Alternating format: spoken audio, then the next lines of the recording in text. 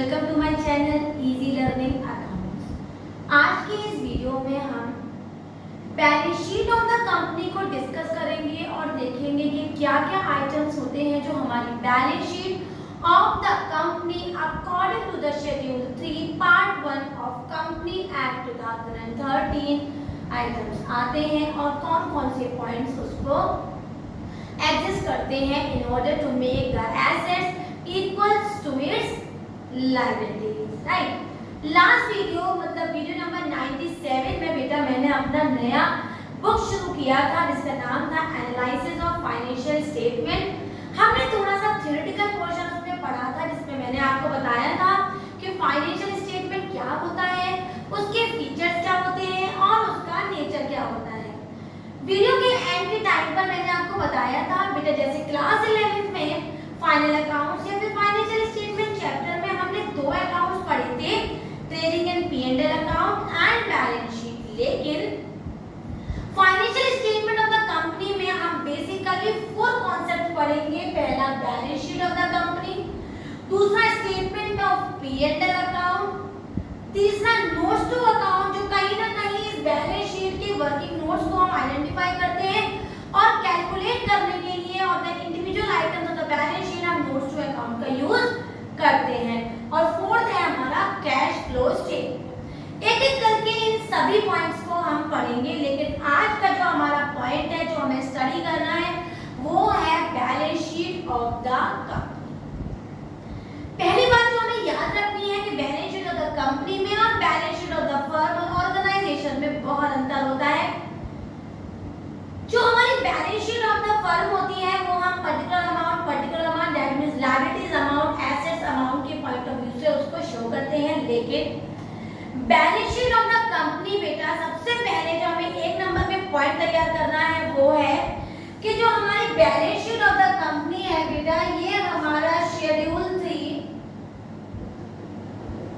Part 1 of company act 2013 में read की गई है। और इसका जो कॉन्सेप्ट होता है वो इस तरह से होता है, क्योंकि यहाँ पर स्पेस नहीं थी तो मैंने इसको further continue right hand side पे किया हुआ है, राइट। तो एक एक करके हम सारे आइटम्स को समझेंगे और इसको डिटेल स्टडी करेंगे। फॉर्मेट बनाया हमने पर्टिकुलर नोट नंबर अमाउंट, यहाँ पर केवल मैंने करंट अमाउंट की शो किया है, राइट। एक तो कई बैलेंस शीट में अगर हमारे पास प्रीवियस ईयर भी गिवन है तो हम एक कॉलम प्रीवियस ईयर का भी बना सकते हैं और एक कॉलम करंट ईयर का भी बनाते हैं। लेकिन क्योंकि मुझे केवल आपको इन हेडिंग्स और सब हेडिंग्स को समझाना था तो मैंने बेटा केवल एक ही कॉलम बनाया है which is of current year, right. शुरू करते हैं। हमारा पहला जो पॉइंट मैंने लिखा हुआ है इसको कहते हैं पार्ट्स। तो हमारी balance sheet of the company के बेटा 2 पार्ट्स होते हैं। पहला पार्ट इक्विटी एंड लायबिलिटी और दूसरा पार्ट होता है एसेट जो इसके नीचे डाउन ही कंटिन्यू हो जाता है, लेकिन मैंने यहाँ पर आपको बताया है। क्लियर? तो पहला पार्ट है हमारा इक्विटी एंड लायबिलिटी। लायबिलिटी हम फैमिलियर है, लायबिलिटी क्या होता है, लेकिन इक्विटी से भी हम लोग फैमिलियर होंगे क्योंकि हम सेकंड बुक पढ़ चुके हैं और जिसमें मैंने आपको बताया था कि शेयर 2 तरीके के होते हैं, equity shares and preference share. तो वहां पर शेयर्स की जितनी भी इंफॉर्मेशन है, कितने शेयर कंपनी में आए, क्या-क्या कितने का पेमेंट आ गया, कितने का पेमेंट नहीं आया, कितने शेयर अलॉट हुए, क्या-क्या कॉलन एरियर हो गया, ये सारी इंफॉर्मेशन किस कॉन्सेप्ट में दी होती है बेटा इक्विटी में, राइट। तो अब हम आगे बढ़ते हैं इसके हेड्स के तरफ। तो हमारी balance sheet of the company के बेटा अगर 2 पार्ट होते हैं equity and liability and assets, तो इसके बेटा जो हमारा पहला पार्ट होता है उसके अंदर जो हमारा पहला पार्ट होता है उसके अंदर 4 हेड्स होते हैं। कौन कौन से हेड्स होते हैं? 4 हेड्स होते हैं। पहला होता है इक्विटी शेयर होल्डर्स फंड, जिसको मैं इक्विटी भी कह सकती हूँ, लेकिन मैं आपको एक्चुअली ये बता रही हूँ जो मैंने आपको लिखवाया है इक्विटी या फिर शेयर होल्डर्स फंड। दूसरा हेड होता है हमारा share application money pending allotment. तीसरा हेड होता है हमारा करेंट नॉन करेंट लायबिलिटी और चौथा हेड होता है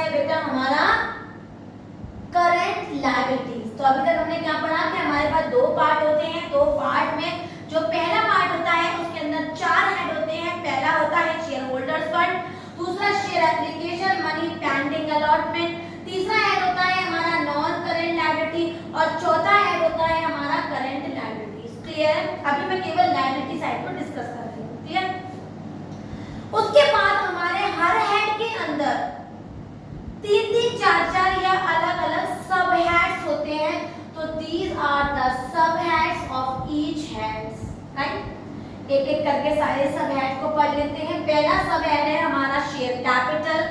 हम अच्छी तरह डिटेल स्टडी इसकी पार्ट 2 बुक में कर चुके हैं, जिसमें मैंने आपको इसका नोट्स टू अकाउंट भी सिखाया था।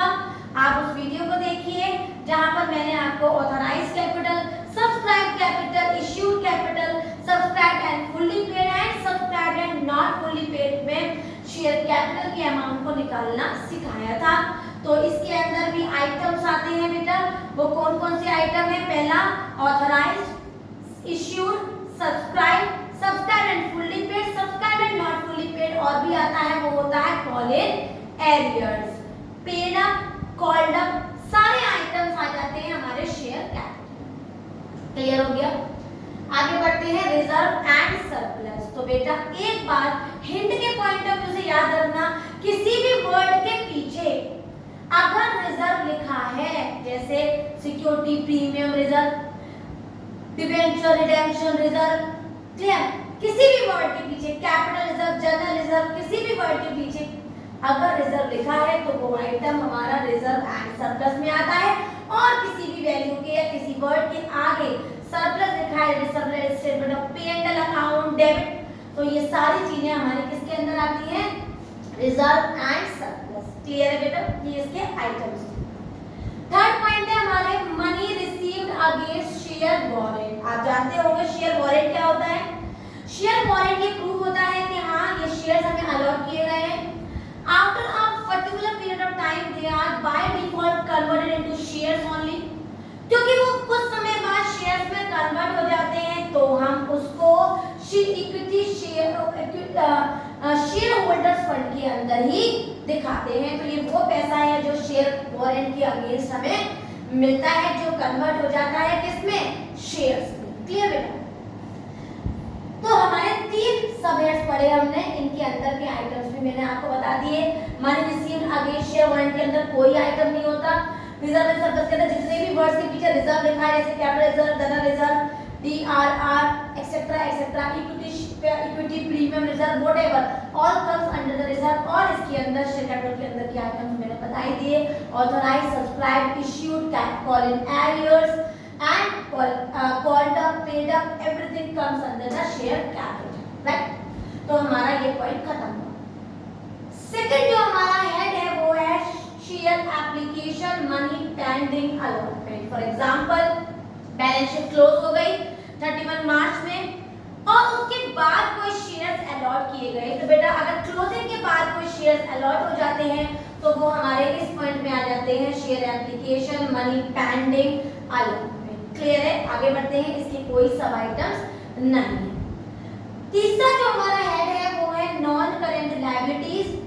नॉन करेंट लायबिलिटीज के अंदर हमारे 4 सब हेड्स आते हैं बेटा। पहला होता है लॉन्ग टर्म बोरोइंग्स, दूसरा डिफर्ड टैक्स लायबिलिटीज, तीसरा अदर लॉन्ग टर्म लायबिलिटीज, और फोर्थ होता है लॉन्ग टर्म प्रोविजंस। एक एक करके इनको देख लेते हैं। पहला पॉइंट है लॉन्ग टर्म बोरोइंग्स। नाम से ही हम सब जानते हैं वो बोरोइंग्स, वो कर्जे जो हमने मोर देन 12 मंथ्स के लिए लिए हैं, उस बोरोइंग को कहते हैं हम लॉन्ग टर्म बोरोइंग्स। इसके कई आइटम्स हैं, जैसे फॉर एग्जांपल डिबेंचर्स और पब्लिक डिपॉजिट्स और bonds. These are basically the items which comes under the long term borrowings, right? Deferred tax liabilities, वैसे तो ये बहुत इंपॉर्टेंट वर्ड नहीं है, लेकिन हमें मालूम होना चाहिए कि ये डिफर्ड टैक्स लायबिलिटी क्या है। अगर बेटा हमारी अकाउंटिंग इनकम, कंपनी की अकाउंटिंग इनकम कंपनी की टैक्सेबल इनकम से ज्यादा है, अगर कंपनी की अकाउंटिंग इनकम कंपनी की टैक्सेबल इनकम से ज्यादा है तो it is known as deferred tax liability. अगर मैं अपने शब्दों में कहूं, it is the difference between the accounting income and the taxable income. लेकिन बच्चा कहता है कि मैम अगर टैक्सेबल इनकम ज्यादा है तो क्या होगा? तो ये बन जाएगा हमारा डिफर्ड टैक्स एसेट्स। तो अगर अकाउंटिंग इनकम टैक्सेबल इनकम कम है तो डिफर्ड टैक्स लायबिलिटी, और अगर बेटा हमारी टैक्सेबल इनकम ज्यादा है और अकाउंटिंग इनकम कम है तो it is deferred tax assets. Clear है? तो एक साथ हमने दोनों पॉइंट को कवर कर लिया। आगे बढ़ते हैं अदर लॉन्ग टर्म लायबिलिटीज। इन लायबिलिटीज के अलावा और अगर कोई और लायबिलिटी रह जाती है तो वो आ जाती है हमारी अदर लॉन्ग टर्म लायबिलिटीज में। फॉर एग्जांपल मैं कह सकती हूँ कि अनअर्न्ड इनकम्स या फिर आउटस्टैंडिंग्स, जितने भी पॉइंट्स इसके अलावा भी हैं जैसे कॉल इन एडवांस, ये सब चीजें आती हैं हमारी अदर लॉन्ग टर्म लायबिलिटीज में। ज्यादा आप मेरी बात से परेशान मत होइएगा कि मेरी इतनी जल्दी जल्दी चीजें हम कैसे रिटेन करके रहेंगे। कल की वीडियो में मैं आपको पूरा एक टेबल बना के दूंगी जिसमें हम पूरा आइडेंटिफाई करेंगे कि हेड क्या है, उसका सब हेड क्या है और उनके अंदर के आइटम्स क्या है, ताकि एग्जाम में आने वाला 4 मार्क्स का क्वेश्चन में हमें कंप्लीट 4 में से 4 मार्क्स मिले। आगे बढ़ते हैं लॉन्ग टर्म प्रोविजंस। प्रोविजंस वो होते हैं जो हम कैप असाइड रख देते हैं फॉर द फ्यूचर लायबिलिटीज। तो अगर वो future liabilities more than 12 months हैं तो उन प्रोविजंस को कहते हैं long term provisions, like provision for warranty, provision for gratuity, etcetera etcetera. These for the long term provisions is known as long term provision, comes under this सब है, right. अब हमारा लास्ट करंट लायबिलिटीज, इसके अंदर भी हमारे 4 points होते हैं। पहला short term borrowings, long term का जस्ट अपोजिट। क्यों? अंतर क्या है? ओनली एक अंतर है, वो क्या? वो ये कि अगर बोरोइंग्स केवल 12 महीने के अंदर की है तो वो होती है short terms borrowings. Next trade payable. Trade payable के अंदर केवल 2 ही आइटम्स आते हैं, एक आता है बेटा क्रेडिटर्स और एक आता है हमारा बिल्स पेएबल। क्लियर है? नेक्स्ट पॉइंट है हमारा other current liability. Same thing, अगर कोई करेंट लायबिलिटी बेटा अभी तक ऊपर के आइटम्स में नहीं आई है तो वो सब किस में आ जाएगी? अदर करेंट लायबिलिटीज में। वो लायबिलिटी जिसको मुझे 1 साल के अंदर अंदर पे करना ही करना है। इसके अंदर मैं एक एग्जांपल ले सकती हूँ आउटस्टैंडिंग का या अनअर्न्ड का, which is less than 1 year. And the 4th point में short term provision, provision for tax, provision for bills receivable, provision for bills payable, provision for depreciation, provision for discount on debtors, or many provisions which comes under the 12 months comes under the short term provisions। वो पैसा जो हमें short term liabilities या current liabilities पे करने के लिए रखते हैं उसको कहते हैं हम शॉर्ट टर्म प्रोविजंस। इन सब आइटम्स को ऐड करेंगे जो जो क्वेश्चन में दिए हुए हैं और उसकी वैल्यू को टोटल लायबिलिटी के साथ हम ऐड करके दिखाएंगे। इसके जस्ट नीचे लिखेंगे एसेट्स, जो मैंने यहाँ लिख रखा है assets the second part of the balance sheet, जो कि केवल 2 पॉइंट्स में डिवाइडेड है, current assets and non current assets. तो पहला है हमारा नॉन करेंट एसेट्स, जिसमें हम वो एसेट्स लेते हैं जो हमें 1 साल के अंदर पे नहीं करनी है, तभी इसका नाम होता है नॉन करेंट एसेट। इसके अंदर हमारे 4-5 आइटम्स होते हैं बेटा। पहला है हमारा फिक्स्ड एसेट्स। हम सब जानते हैं फिक्स्ड एसेट्स वो एसेट्स जो फिक्स्ड है, जैसे हमारी बिल्डिंग, मशीनरी, प्लांट, फर्नीचर और भी होते हैं जैसे गुडविल, ट्रेडमार्क, कॉपीराइट, जो हमें दिख नहीं रहे हैं, हम टच नहीं कर सकते। तो फिक्स्ड एसेट्स 2 पार्ट्स में डिवाइडेड होती है बेटा, टैंजिबल एंड इनटैंजिबल। उसके अलावा 2 आइटम्स और होते हैं इसके, वर्क इन प्रोग्रेस, काम अभी चल रहा है, प्रोग्रेस में है, और इंटेंजिबल एसेट्स अंडर डेवलपमेंट। किसी ने नया बिजनेस शुरू किया है और उसके गुडविल, उसको सारे राइट्स उसको अभी कलेक्ट करने में टाइम लग रहा है तो अभी डेवलपमेंट में है, तो इंटेंजिबल एसेट्स अंडर डेवलपमेंट। ये 4 items comes under the fixed assets. तो ये सारे आइटम्स आ गए बेटा हमारे किसमें? नॉन करेंट एसेट्स में। और भी आइटम्स होते हैं बेटा जो हमारे नॉन करेंट एसेट्स में आते हैं फिक्स्ड एसेट्स के अलावा। वो होता है नॉन करेंट इन्वेस्टमेंट। वो इन्वेस्टमेंट जो कि मैंने बहुत लंबे टाइम के लिए किया है, ठीक है, तो वो सारे आइटम्स कम आ जाते हैं हमारे नॉन करेंट इन्वेस्टमेंट में, जिसमें टाइम ड्यूरेशन बहुत लंबा होता है, मोर देन 12 मंथ्स होता है, ठीक है। डिफर्ड टैक्स एसेट्स, मैंने अभी आपको बताया था कि अगर टैक्सेबल इनकम ज्यादा है और अकाउंटिंग इनकम कम है तो वो डिफर्ड टैक्स एसेट्स कहलाता है। नेक्स्ट है हमारा long term loans and advances. अगर कंपनी ने किसी को लोन दिया है ये तो कंपनी को ऑलरेडी वो पैसा मिलेगा ना। अगर लंबे समय के लिए लोन दिया है कंपनी ने तो उसको कहते हैं long term loans and advances, that is more than 12 months. Other non current assets में बेटा वो सारे एसेट्स आ जाते हैं जो हमारे एबव दिए हुए आइटम्स में नहीं थे, उसको कहते हैं other non current assets, right. अब आ गए हम करंट एसेट्स में, वो एसेट्स जो हमारे with in 1 year under cash में कन्वर्ट हो जाते हैं। पहला करंट इन्वेस्टमेंट, वो इन्वेस्टमेंट जो मैंने फॉर विद इन 1 ईयर किया है, वो इन्वेस्टमेंट मेरा लॉन्ग टर्म के लिए नहीं है, तो that short term investment is known as current investment. Inventories, इसका दूसरा नाम हम सब जानते हैं, इसका दूसरा नाम होता है हमारा स्टॉक। स्टॉक अगर प्रोग्रेस में है तो वर्क इन प्रोग्रेस, अभी वर्क फिनिश्ड गुड्स में है तो फिनिश्ड गुड्स, या फिर इन्वेंटरी या फिर स्टॉक, इसके अदर नाम होते हैं, तो वो कहलाता है हमारा इन्वेंटरी, करंट एसेट्स में शो किया जाता है।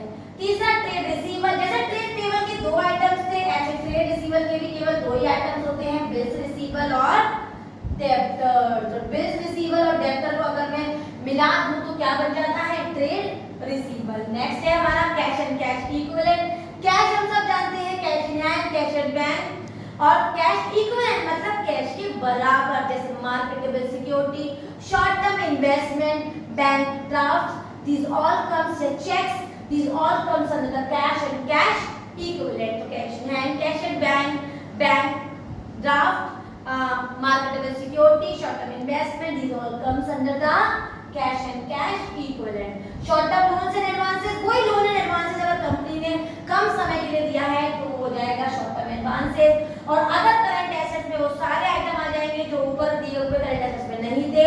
For example prepaid, for example लू तो accrued, these comes under the other current assets। इन सबको ऐड करेंगे and liability should be equal to the assets and thus the balance sheet complete। तो हमने सीखा कि हमारी बैलेंस शीट के 2 पार्ट्स थे, assets and equity and liability.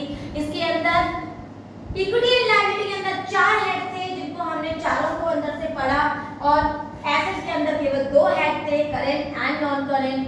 आज आपको केवल इसको स्टडी करना है, इनके हेड, सब हेड्स और उसके अंदर के जो वर्ड्स हैं जो मैंने यहाँ बताए केवल उन्हीं को रिवाइज करना है। कल की वीडियो में भी बेटा मैं बैलेंस शीट को ही कवर करूंगी और मैं आपको एक ऐसा टेबल बताऊंगी जिसमें मैंने सम अप किया होगा उस क्वेश्चन को जो बोर्ड में 4 मार्क्स का आएगा ही आएगा, to identify the sub heads and items, या आइटम दिए होंगे तो हेड और सब हेड बताना होगा।